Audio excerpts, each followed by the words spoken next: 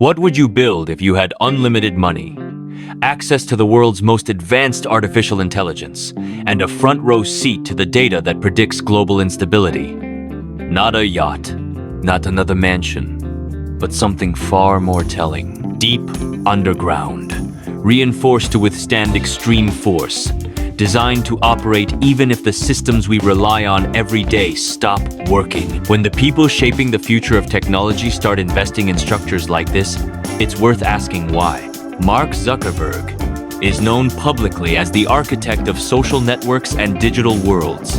But behind the headlines about AI, virtual reality, and global platforms, reports suggest he has been investing heavily in something far more physical and far more permanent: hardened private infrastructure. A compound so secure and so self-sufficient that it resembles the kind of facilities normally reserved for governments, militaries, and continuity of power planning. When individuals who shape global technology begin to plan for extreme scenarios, the question is not what they are afraid of, but what they understand. To grasp the significance of a structure like this, you need to understand what a blast-resistant facility actually represents. These are not standard luxury features. Blast doors are engineered to withstand massive pressure waves, extreme shock loads, and structural deformation. They are designed to remain sealed when everything around them fails. This type of engineering is typically found in nuclear facilities, military command centers, and Cold War-era bunkers. Incorporating it into a private residence signals a very specific design philosophy. Assume disruption is inevitable, and design systems that do not depend on a stable world. What makes this even more fascinating is the timing. We are living through an era where artificial intelligence is accelerating faster than any previous technology in human history. AI systems now model geopolitical risk, simulate economic collapse, analyze climate instability, and predict supply chain failures. The same technology that powers social platforms and recommendation engines is also capable of identifying weak points in civilization. When someone sits at the center of that data, they do not see the future as a vague uncertainty. They see probabilities. In elite circles, risk is not discussed emotionally. It is quantified, modeled, stress-tested. Billionaires do not prepare for one disaster. They prepare for categories of disruption: cyber warfare that shuts down infrastructure, energy systems that fail under pressure, financial systems that freeze, political instability that escalates beyond borders, climate events that overwhelm cities. None of these are conspiracy theories. They are scenarios actively studied by governments, insurers, and global institutions. The difference is that most people never act on that information. The elite do.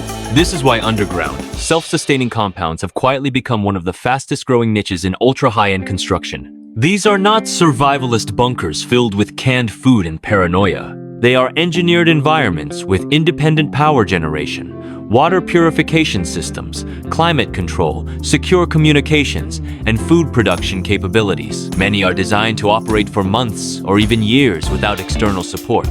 The goal is not to hide from the world forever. The goal is to maintain optionality when systems fail. Location matters just as much as engineering. Remote island environments have historically been favored for strategic facilities because of their isolation, natural resources, and defensibility. They offer distance from population centers, reduced exposure to conflict zones, and greater control over access.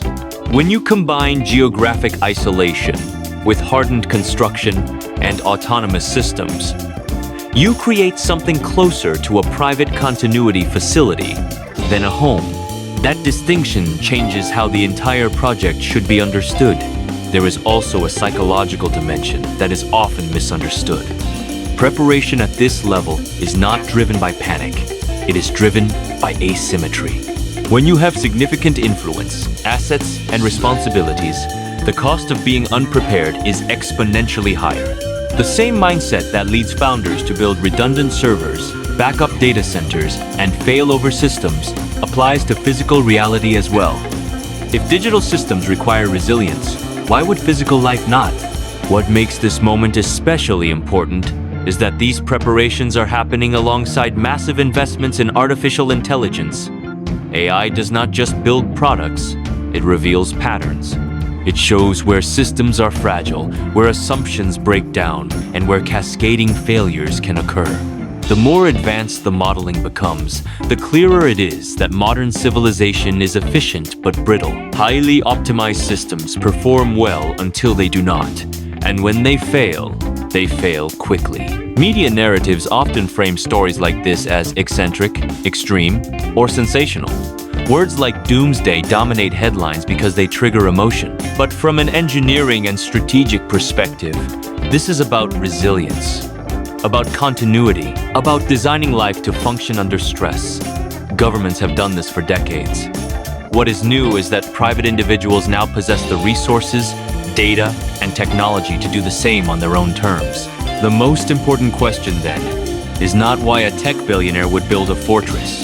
The real question is what this signals about the world we are building.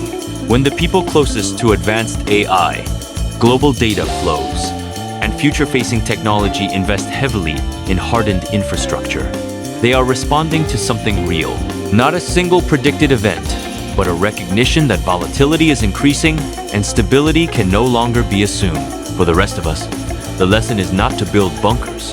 It is to understand resilience, skills that remain valuable under disruption, systems that do not rely on a single point of failure, the ability to adapt when conditions change. The future will not belong to those who panic, nor to those who ignore risk, but to those who prepare intelligently. Because history shows us one thing very clearly. The future rarely collapses all at once. It fractures, slowly, unevenly, and unpredictably. And the people who thrive are not the ones who guess the exact outcome, but the ones who designed their lives to survive uncertainty itself.